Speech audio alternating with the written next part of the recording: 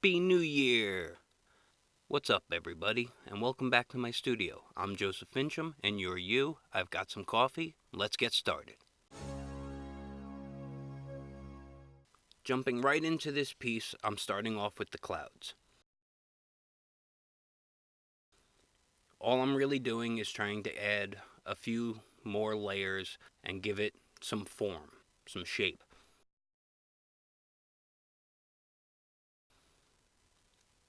I'm kind of adjusting the values and looking for where my highlights need to be.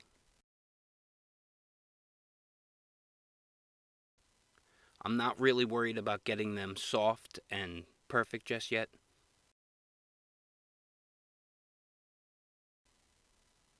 Because I have plans for them later in which I'll use the airbrush on them.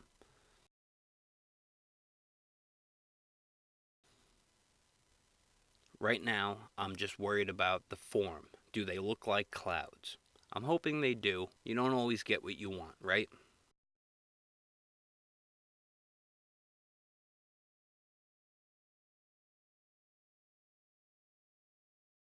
Moving on, I'm going into the tree here, and I'm basically just brightening up those darks that I put in the last video, giving them a little bit more shape and a little bit more lighting. I'm also adding some shadow tones into the shrubbery or distant trees. Not really sure what they are just yet, but they're probably trees. And then I'm going down into the grass and I'm adding some contrast in there. By adding just slight washes of a darker color, you create all these nice little shadows. Now I'm going back in over everything and I'm adding just a touch more of that mid-tone green back in places where I think I may have gone a little too dark, or I didn't get the brush strokes that I really wanted.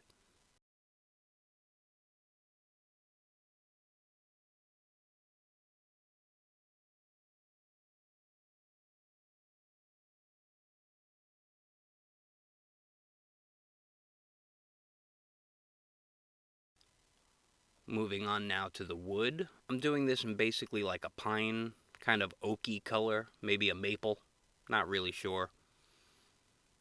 But a light brown, basically. There isn't a lot of wood on this image, so I'm not really worrying too much about making it look fully like a wood texture. I'm just going to get it to the appearance of wood, and then I'll move on just as quickly. Doing a few touch-ups on the red and a few highlights here and there. Now I'm going through the wood areas again, but I'm using a slightly darker color and I'm building up some shadow and depth in these wood pieces.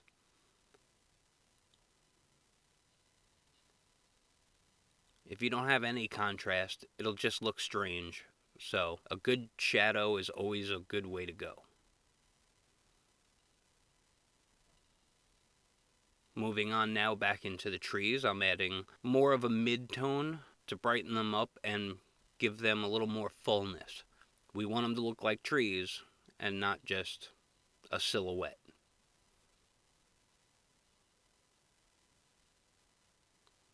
I find that when I'm doing trees, as you add your midtones, if you go outside of your original area, it really gives it a more natural, leafy look.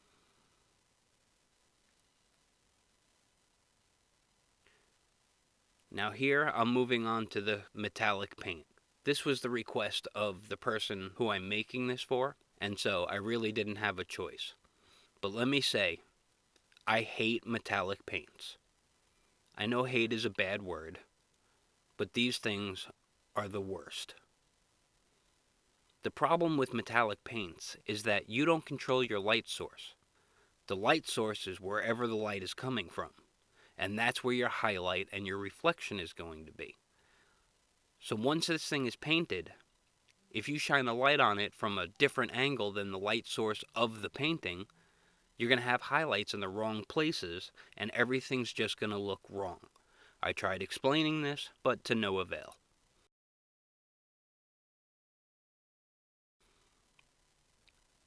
If I had my way, I would prefer to do a faux metal finish. Something that looks like metal, but is painted exactly the way you want it with the exact shadows and the exact highlights.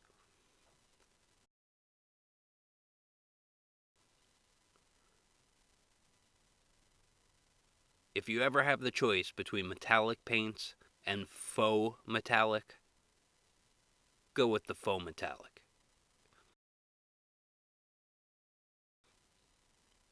Now I've taken that metallic silver paint and I've added into it a little bit of black metallic paint so that I can do at least some form of shadows on most of this metal looking stuff.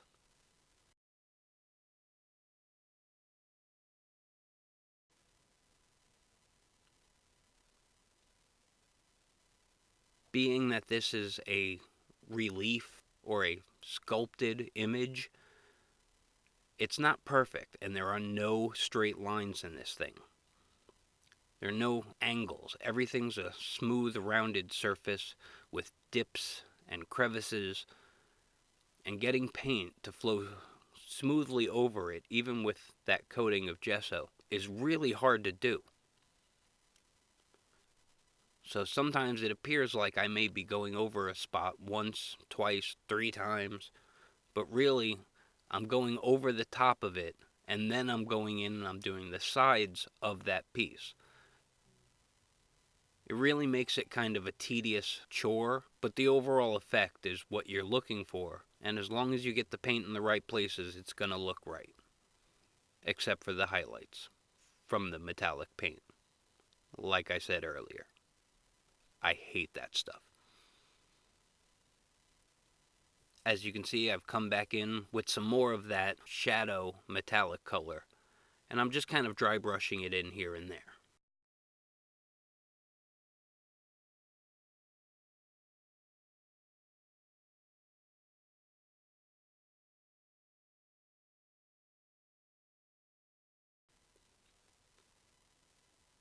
Now I'm moving on to the trees again, and I'm building up another layer of a slightly brighter mid-tone. It's not the highlights yet, but we're getting there.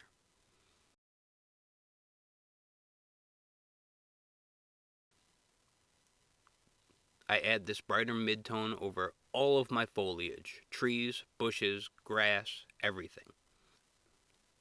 I'm kind of using the tip and the side of the brush in an upward stabbing motion as I lay the paint onto the stepping stone, because the bristles will hit in a way that actually kind of makes it look a little bit more like grass.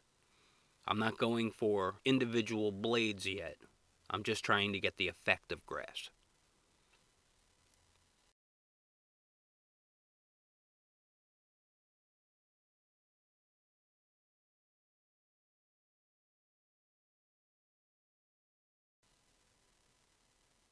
Coming in now and adding the kind of orange glow to some of the yellow lights so that they look a little bit more like a blinker or more of a hazard light.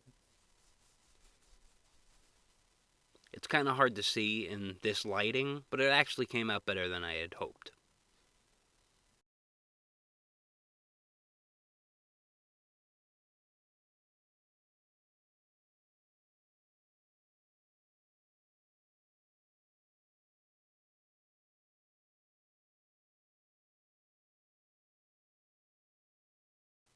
Moving back into the clouds now, I'm trying to define my highlights a little bit more, but still not going for my brightest highlights. I'm using a very specific glow-in-the-dark paint on all of the lights on the truck and in the clouds, which unfortunately my camera refuses to pick up. I tried, getting them saturated with light and then turning off the light, but the camera just goes straight to black. So I have no images of how it looks when it's finished. Now I bust out the airbrush here at the end in order to do the moon and to go in over the clouds and build up just a few more layers of depth into the clouds. I'm adding highlights, but I'm also adding some form in between some of the parts of the clouds. Places where I thought that the blending either wasn't matching up with how I saw them in my head, or I just didn't get a smooth flow to the paint, and the brush strokes were a little too harsh. So I soften up the edges on the underside, but I'm sharpening the edges on the top side of the highlights. And well, there it is, the completed project. I hope you enjoyed it. I hope you'll come back again and join me the next time we create something new. Remember, if you're not subscribed to my channel, you can do so by clicking that little button right there in the center. Or you can watch some of my older videos by clicking on the boxes here or here. Take care, and I'll see you next time.